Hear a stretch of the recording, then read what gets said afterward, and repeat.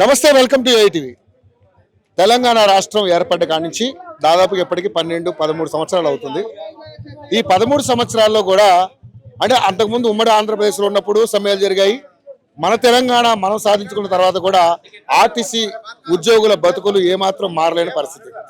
సకల జనుల సమ్మె అప్పుడు కూడా బస్సు చక్రం ఆగింది. సకల జనుల సమ్మెలో కూడా బస్సు చక్రం చాలా ప్రధాన పాత్ర పోషించింది. తెలంగాణ రాష్ట్రం సిద్ధించడానికి ఆర్టీసీ ఉద్యోగులు, ఆర్టీసీ సంస్థ కూడా చాలా ముఖ్య పాత్ర పోషించింది. సరే, గత ప్రభుత్వం 10 ఏళ్ళు ఇక్కడ అధికారం అనుభవించింది. ఆ 10 ఏళ్లలో కూడా ఆర్టీసీ ఉద్యోగుల బతుకులైతే ఏం మారలేదు. సరే, ప్రభుత్వం మార్చారు, అందరూ కూడా ప్రభుత్వం మారిస్తేనని మన బతుకులు మారుతాయని ప్రతి సంస్థ కూడా కోరుకుంది. ఈరోజు ఆర్టీసీ సంస్థ కూడా ప్రభుత్వాన్ని మారిస్తే ఈ ప్రభుత్వంలో కూడా సేమ్ అదే రిపీట్ అవుతుంది. అదే సమ్మెలు, అదే పరిస్థితి కనబడతా ఉంది. సో మళ్ళీ ఈరోజు తెలంగాణ రాష్ట్రంలో సమ్మె సైరన్ మోగింది. ఏంటంటే ముఖ్యంగా డిమాండ్స్ చూశారు కదా. ఇక్కడ ఆర్టీసీ రక్షణ కోసం, సమస్యల సాధన కోసం కాంగ్రెస్ ప్రభుత్వం ఇచ్చిన హామీల అమలుకై 22 ఏప్రిల్ 2026 మొదటి డ్యూటీ నుండి జరుగు సమ్మెను జయప్రదం చేయండి. అంటే తెలంగాణ రాష్ట్రంలో ఆర్టీసీ అప్పటి నుంచి కూడా ఇప్పటి వరకు కూడా ఏమాత్రం చేంజ్ కాలేదు. వాళ్ళ బతుకులు ఏమాత్రం కూడా మార్పు రాలేదు. డిమాండ్స్ చూశారు కదా, దాదాపు 12 డిమాండ్స్ పెట్టారు వీళ్ళు. ఇది గొంతెమ కోరికలు కాదు, వాళ్ళ హక్కు ఇది. అయినా కూడా అప్పుడున్నటువంటి కేసీఆర్ కావచ్చు, ఇప్పుడున్నటువంటి రేవంత్ రెడ్డి కావచ్చు, దీని మీద ఎటువంటి ఒక నిర్దిష్టమైనటువంటి ప్రక్రియను అయితే కొనసాగించట్లేదు. మరి ఏదైతే ట్రాన్స్పోర్ట్ డిపార్ట్మెంట్ సంబంధించినటువంటి మంత్రి పొన్నం ప్రభాకర్ గారు కూడా ఉన్నారు. ఆయన అయితే ఎందుకున్నాడు కూడా ఆయనకి అర్థం కాదు. అసలు ఆర్టీసీ సంస్థ మీద ఆయనకి ఏమాత్రం అవగాహన లేదు. అందరూ కూడా అదే మాట్లాడుతూ ఉన్నారు ఇక్కడ ఉన్నటువంటి ప్రతి ఒక్కరు కూడా. సరే, మరి వాళ్ళ కష్టాలు, వాళ్ళ బాధలు, వాళ్ళ ఇబ్బందులు కనుక్కుందాం వాళ్ళతో. ఎందుకంటే ప్రతి సమస్య మీద అప్పుడు కూడా ఆర్టీసీ విషయంలో యోయోటీవీ ఎన్నో డిబేట్లు పెట్టింది. చాలా వాళ్ళ సక్సెస్ కూడా కొంత భాగం మేము కూడా సక్సెస్ అయ్యాం. సో ఇప్పుడు మళ్ళీ కనుక్కుందాం ఏంటి వాళ్ళ డిమాండ్స్ ఏంటి అనేది. సార్ నమస్తే అండి. నగేష్ గారు, మీరు ఆర్టీసీ ఈరోజు సమ్మె కొనసాగిస్తా ఉన్నారు. తెలంగాణ రాష్ట్రం అంతకుముందు సరే ఆంధ్రప్రదేశ్ వదిలేసేయండి, తెలంగాణ రాష్ట్రం వచ్చే కన్నా మన బతుకులు బాగుపడతాయంటే ఆర్టీసీ చక్రానికి అదే పరిస్థితి, మీ ఉద్యోగుల పరిస్థితి కూడా అదే. కనీసం ఏదైతే మిమ్మల్ని ఆర్టీసీలో విలీనం చేసుకోవాలి, ప్రభుత్వం విలీనం చేసుకోమంటే కూడా మిమ్మల్ని ప్రైవేట్ పరంగా చేసి మిమ్మల్ని ఇబ్బంది పెడదామని చూస్తుంది తప్పితే మీ బతుకులకైతే ఏదైనా ఒక మంచి ఒక ఆచరణయోగ్యమైనటువంటి అమలు అయితే జరగట్లేదు. ఏంటి మీరేం చెప్పాలనుకుంటున్నారు? వాస్తవంగా చెప్పాలంటే ఉమ్మడి రాష్ట్రంలో సంతోషం ఉన్నాం. ప్రత్యేక రాష్ట్రం గురించి బస్కాపయ్య నైచెల్లే కానీ ముందు వరుసలో ఉండి ఉద్యమం చేసాం. ఇక్కడనే ఇదే చేసి 475 రోజులు టెంటు జరిపించినాం.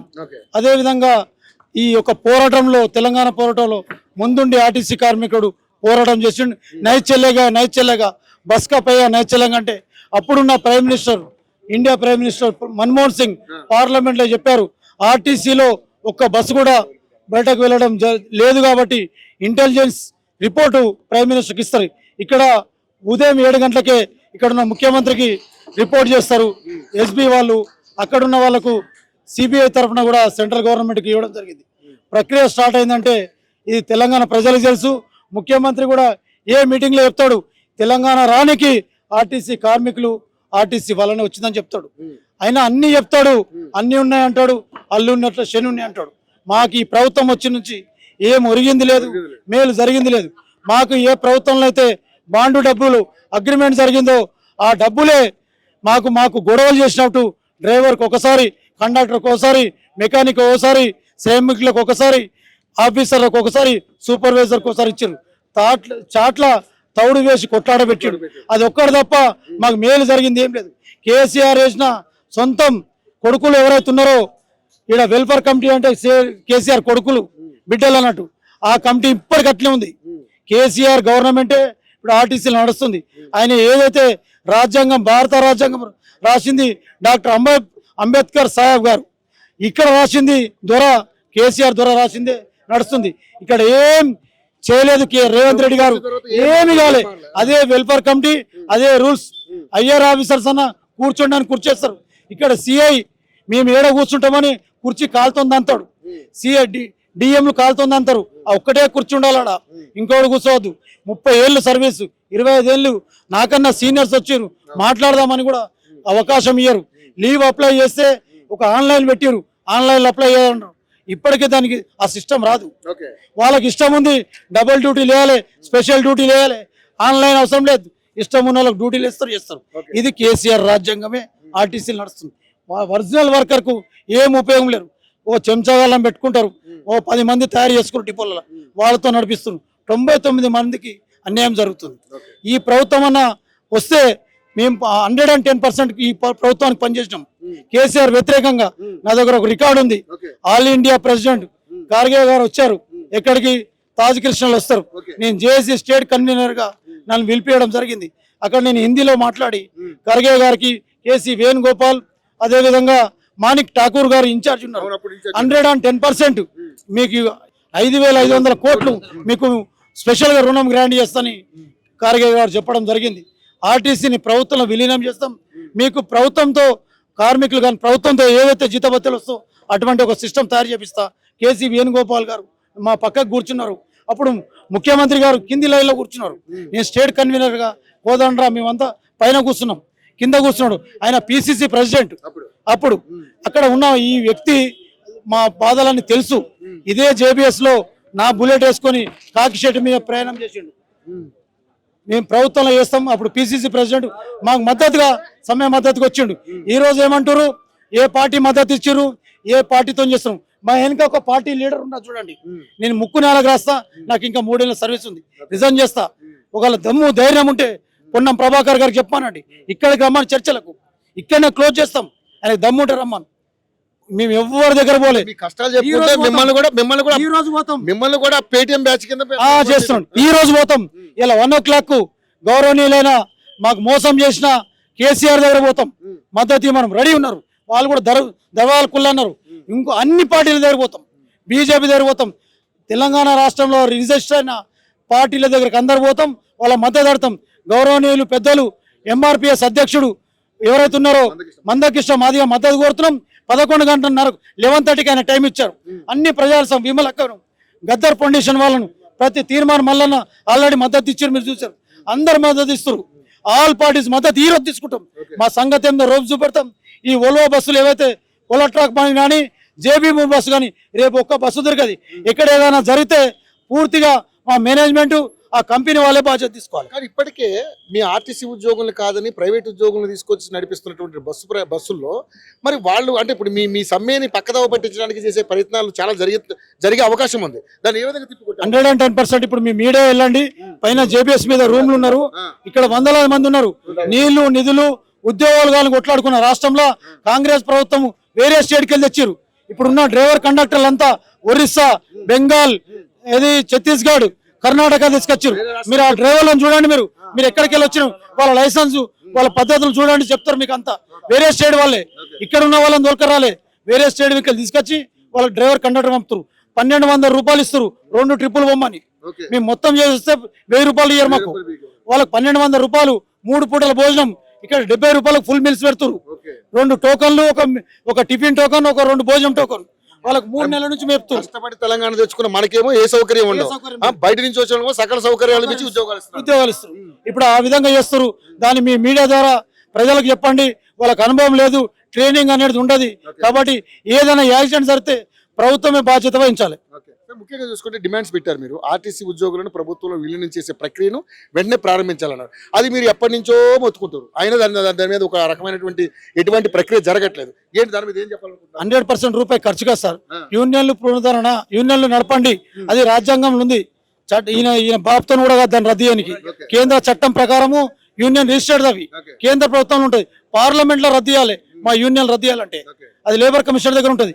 మేము గుర్తింపు సంఘం ఎన్నికలు పెట్టాలంటే ప్రభుత్వం గైడ్ లైన్స్ ఇస్తుంది. మేనేజ్మెంట్ అంటే కార్పొరేషన్ ప్రభుత్వంలో ఒక భాగం కాబట్టి వాళ్ళు ఏం చేశారంటే కేసీఆర్ చెప్పిండు వీళ్ళని పక్కకు పెట్టమని, రద్దు చేయాలి.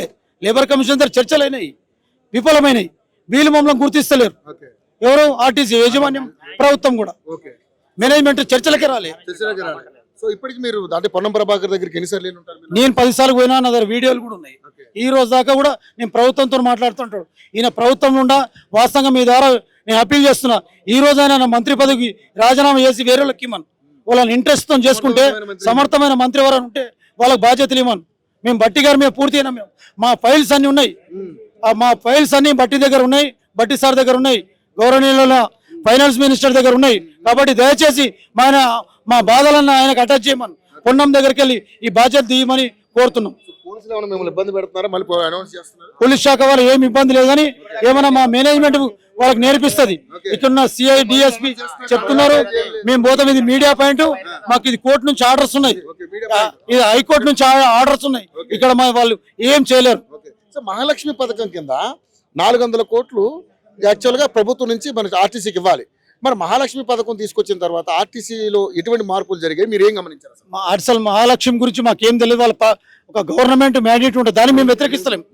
గవర్నమెంట్ మ్యాండేట్ మేము వ్యతిరేకిస్తాం. వాళ్ళ పాలసీ మ్యాటర్ కావచ్చు, ప్రభుత్వం పాలసీ మ్యాటర్ మేము వ్యతిరేకిస్తాం. వాళ్ళు తీసుకొచ్చి ఎవరిని ఎత్తిపెట్టి మా ఎత్తిపెట్టారు. ఆ బాధ్యత ఎవరు మోస్తారు? మా ఆఫీసర్ మోస్తలేరు, కండక్టర్ డ్రైవర్ మోస్తారు. డ్రైవర్ బండి కెపాసిటీ ఎంత? 50 మంది, డ్రైవర్ కండక్టర్తో 52. మేము ఎంతమంది తీసుకోవచ్చు?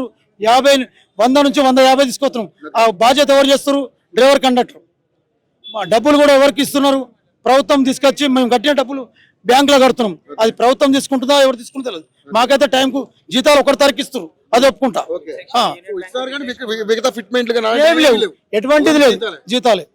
దాన్ని మాత్రం చేయలేదు. ఇప్పటిదాకా అసలు ఆ ప్రక్రియ స్టార్ట్ చేయలేదు. సో గత ప్రభుత్వంలో కూడా చాలా మంది చనిపోయారు, ఎందుకంటే ఆర్టీసీ మీద సమ్మె చేసినప్పుడు. కేసీఆర్ కూడా నామమాత్రం కంటి తుడుపు చర్యలు చేశారు తప్ప కానీ పూర్తి స్థాయి న్యాయం చేయలేదు. 39 మంది చనిపోయారు కార్మికులు. ఒక సురేందర్ గౌడ్ అని ఇక్కడనే ఇదే మీడియా పాయింట్లో నా ఎంబడి ఉన్నాడు, ఇంటికి పోయి ఊరేసుకొని చనిపోయాడు. అతను వ్యక్తిగతంగా సెటిల్ ఫ్యామిలీ. రేపటి నుంచి మీరు డిపోకి రావద్దని ఒక మాట అంటే ఆయన ఊరేసుకొని చనిపోయాడు. మనస్తాపం.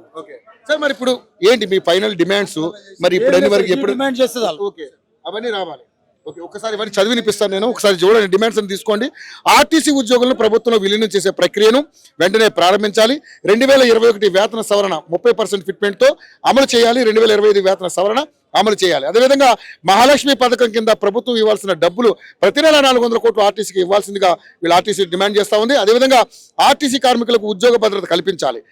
బ్రెడ్ విన్నర్ పోస్టులను ఇమీడియట్లీ పర్మనెంట్ ఉద్యోగాల కింద భర్తీ చేయాల్సిన అవసరం ఉంది.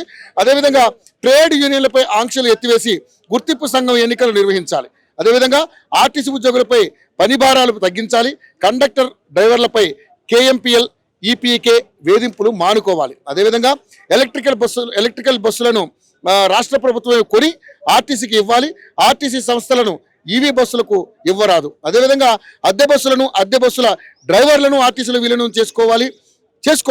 ఓకే, గతంలో మాదిరిగా జాతీయం చేసుకోవాలి. అదేవిధంగా గ్రేటర్ హైదరాబాద్ జోన్లో పనిచేస్తున్న సిబ్బందిని కరీంనగర్ జోన్, హైదరాబాద్ జోన్లకు బలవంతంగా బదిలీ చేసే ఉత్తర్వులను రద్దు చేయాలి. 2019 సమ్మె కాలంలో నమోదైనటువంటి పోలీసు కేసులను ఎత్తివేయాలి. అదేవిధంగా మహిళా కార్మికులు ఎదుర్కొంటున్నటువంటి సమస్యలను కూడా పరిష్కరించాలి. రద్దీకి అనుగుణంగా బస్సుల సంఖ్యను పెంచాలి. అన్ని కేటగిరీలో ఉన్నటువంటి ఖాళీలను భర్తీ చేయాలి. ఇక రిటైర్ అయిన ఉద్యోగుల బకాయిలను అన్నింటినీ కూడా చెల్లించాలని వీళ్ళు ప్రధానంగా డిమాండ్ చేస్తూ ఉన్నారు. పాపం వీళ్ళని చూస్తే జాలనిపిస్తూ ఉంది. గతంలో ఆర్టీసీ వాళ్ళు ఎన్ని సమ్మెలు చేసినా వాళ్ళకైతే సంబంధించినటువంటి ప్రభుత్వం, ఏ ప్రభుత్వం కూడా ఇంతవరకు, ఇప్పుడు దాదాపు 2 ప్రభుత్వాలు, ఈ ఒక ప్రభుత్వం మారింది, 10 ఏళ్ళు పరిపాలించింది, ఇప్పుడు ఈ ప్రభుత్వం. ఏదైతే రేవంత్ రెడ్డి గారు నేను ఛాయ్ తాగినంత సేపు కాదు మీ సమస్యలు తెచ్చడని ప్రతి సమస్యకి చెప్పాడు, ఎక్కడా లేదు, ఏది జరగట్లా. ఆయన ఎంతసేపు ఆంధ్రాలో విలీనం చేశారు, ఇక్కడ ఎందుకు చేస్తలేదు అనేది వాళ్ళు డిమాండ్ చేస్తా ఉన్నారు.